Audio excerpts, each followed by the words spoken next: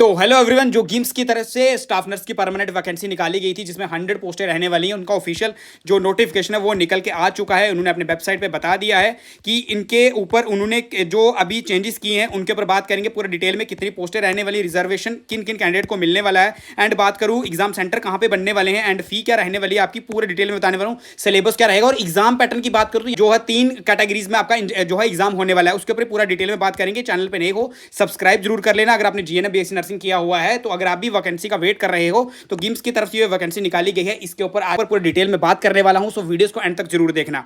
तो अगर आप की बात करूं तो फॉर्म कब से स्टार्ट हो रहे हैं, तो 10 अगस्त से फॉर्म स्टार्ट हो जाएंगे। एंड बात करूं यहां पे लास्ट डेट कब रहने वाली, तो 7 सितंबर को, यानी कि 1 महीना आपके फॉर्म भरे जाएंगे। तो आप आराम से फॉर्म जो है वो भर सकते हो। और यहाँ पे मैं बात करूँ आप किसी भी स्टेट से हो तो आप फॉर्म को अप्लाई कर सकते हो, लेकिन रिजर्वेशन की बात करूँ तो आगे मैं आपको पूरे डिटेल में बताने वाला हूँ। ये इनकी ऑफिशियल वेबसाइट है। यहाँ पे बात करेंगे सबसे पहले जो रिजर्वेशन, वर्टिकल रिजर्वेशन की बात कर लो, टेबल 1 में जो इन्होंने बताया है 100 पोस्टें रहने वाली हैं। यहाँ पे इन्होंने पहले जो नोटिफिकेशन निकाली थी उन्होंने बताया था कि हम या तो इंक्रीज करेंगे पोस्टों को या डिक्रीज करेंगे, लेकिन पोस्टें बिल्कुल सेम रखी हैं, 100 ही पोस्टें रहने वाली हैं। जैसे उन्होंने पूरे डिटेल में बताया था कि उत्तर प्रदेश सरकार द्वारा निर्धारित जो नियम अनुसार लागू होगा ये जो आरक्षण है, ठीक है। इसमें बात करूँ स्टाफ नर्स की पोस्ट रहेंगी, जनरल कैटेगरी की बात करूँ तो 40, ओबीसी की बात करूँ 27, एससी की बात करूँ 21 और एसटी की बात करूँ 2 एंड ईडब्ल्यूएस की बात करूँ तो 10 पोस्टें रहने वाली हैं।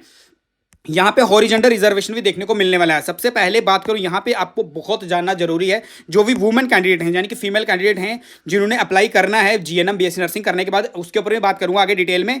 तो वहाँ पे उनके लिए जो रिजर्वेशन रखा है 20 जो फीमेल कैंडिडेट हैं उनको सेलेक्ट किया जाएगा। एक्स सर्विसमैन कोटा भी उन्होंने रखा होगा, 5 पोस्टें उनको दी जाएंगी। एंड यहाँ पे दिव्यांग वालों के लिए 4 पोस्टें रखी हुई हैं। डिपेंडेंट ऑफ फ्रीडम फाइटर के लिए बात करूँ तो 2 पोस्टें, यानी कि टोटल पोस्टों की बात करूँ तो 5 और 9 और 9 और 1 10 और 20 30 और 31 पोस्टें जो है रिजर्वेशन में डाली गई हैं। एंड वहां पे अगर बात करूं तो टोटल हमारे पास पोस्टें 100 और इसमें टोटल हमारी पोस्टें कितनी बचेंगी, 69 पोस्टें।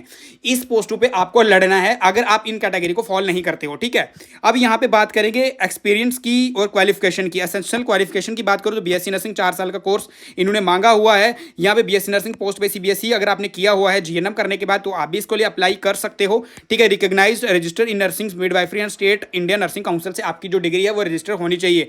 सेकंड क्वालिफिकेशन की बात करूं तो diploma in general nursing midwifery from of Indian nursing council recognised institute and board or council.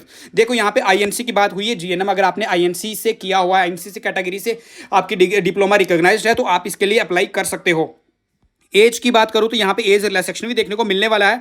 अगर यहाँ पे मैं बात करूं सबसे पहले यहाँ पे कैंडिडेट्स की बात करूं कि आपके जो फी चार्जेस हैं वो क्या रहने वाले हैं। अगर आपने अप्लाई करना है किसी भी स्टेट से हो, मैं आपको यहाँ पे पहले डिस्कस क्लियर कर दूं, किसी भी स्टेट से हो आप फॉर्म लगा सकते हो, आपको घबराने की जरूरत नहीं है। आपको जो लड़ना है वो फिर जनरल कैटेगरी के बाइस पे लड़ना पड़ेगा। लेकिन अगर आप जनरल कैटेगरी से हो, किसी भी स्टेट से हो, यूपी को छोड़ के किसी भी स्टेट से हो, तो आपकी जो पोस्टें रहने वाली जनरल कैटेगरी की रहने वाली हैं। जनरल कैटेगरी की बात करो तो 40 पोस्ट के लिए आपको लड़ना पड़ेगा। आपको एक सीट चाहिए तो 40 पोस्टों के अंदर यहां पे आपको जो है फॉल करना पड़ेगा, ठीक है। यहां पे बात करूं मैं फी की तो देखो यहां पे फी इन्होंने 1100 बताई है, जीएसटी डाल के 198, 1298 आपकी जनरल कैटेगरी से हो तो आपकी फी रहने वाली है। ईडब्ल्यूएस और ओबीसी कैटेगरी से हो तो भी आपकी फी सेम रहने वाली है। और एससी और एसटी से अगर आप हो तो आपकी जो फी रहेगी 944 रुपए आपकी फी रहने वाली है। दिव्यांग के लिए कोई भी फी नहीं रहने वाली है।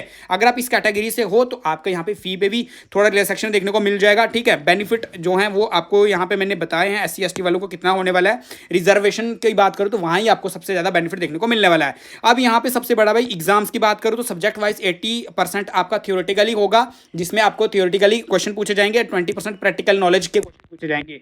बात करूं इसमें 3 सेक्शन, मैंने आपको पहले ही बोला था इसकी 3 सेक्शन होने वाली हैं। सेक्शन ए में आपको 60 क्वेश्चन देखने को मिलेंगे, mental health nursing, fundamental of nursing, nursing foundation, first and second, first aid, ACLS और बीसीएलएस और applied microbiology and infection control. ये जो आपके सब्जेक्ट्स हैं इनके जो सेक्शन है, इसमें ए सेक्शन में आपके ये सब्जेक्ट पूछे जाएंगे, इसमें 60 एमसीक्यूज देखने को मिलने वाले हैं।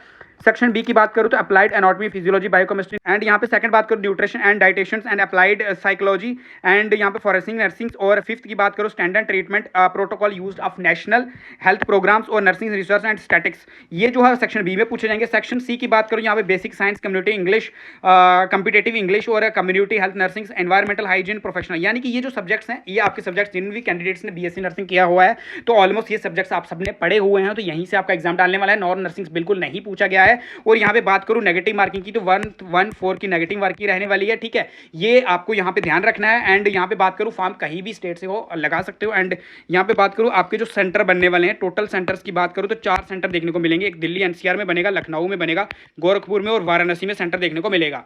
यानी कि आप किसी भी स्टेट से हो तो यहाँ पे इन सेंटर पे आपके एग्जाम होने वाले हैं।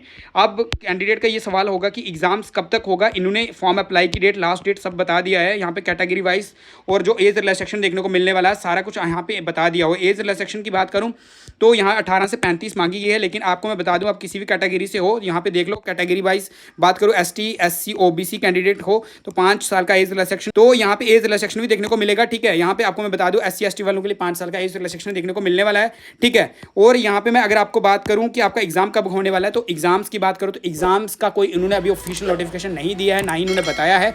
इन्होंने ये बता दिया कि सीबीटी एग्जाम्स होगा, ये इन्होंने क्लियर कर दिया है। एग्जाम्स 3 सेक्शन में होने वाला है, ये सारा कुछ यहाँ पे इन्होंने क्लियर कर दिया हुआ है। अब इसका पूरा अगर आपको पीडीएफ चाहिए तो टेलीग्राम को ज्वाइन कर सकते हैं, नहीं तो डीएम कर देना कमेंट सेक्शन में। एंड वहाँ पे आपको जो है टेलीग्राम जो नोटिफिकेशन का पीडीएफ है वो आपको मिल जाएगा। लास्ट डेट को याद रखना कि लास्ट डेट कब रहने वाली, 7 सितंबर को लास्ट डेट रहने वाली है।